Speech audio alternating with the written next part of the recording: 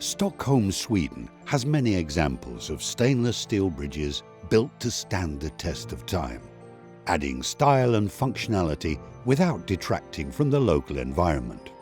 How does such a robust material like stainless steel also add sustainability into these wonderfully intricate and elegant bridges? Expert bridge builder Ronny Södergren, CEO of Stål Rörmontage, has been working with Outokumpu stainless steel for over 20 years.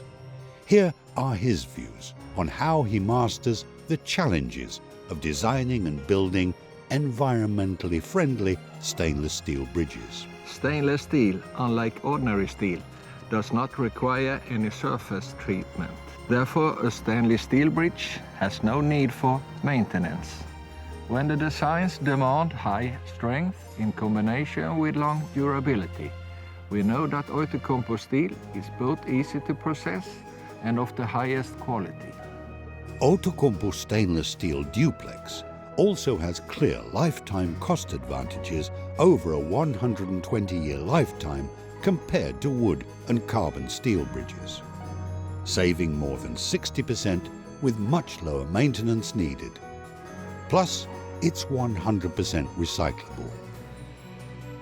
We have built Sölvesborg Bridge, Europe's longest pedestrian and bicycle bridge, 762 meters long. 4 railway bridges across Södertörn in Stockholm to a total length of 800 meters. Environmental pedestrian bicycle bridges, Vasa Museum, the Folke Bernadotte.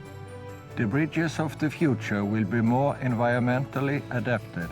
We cannot continue to spend money on the bridges structures that require high maintenance costs and pollute the environment.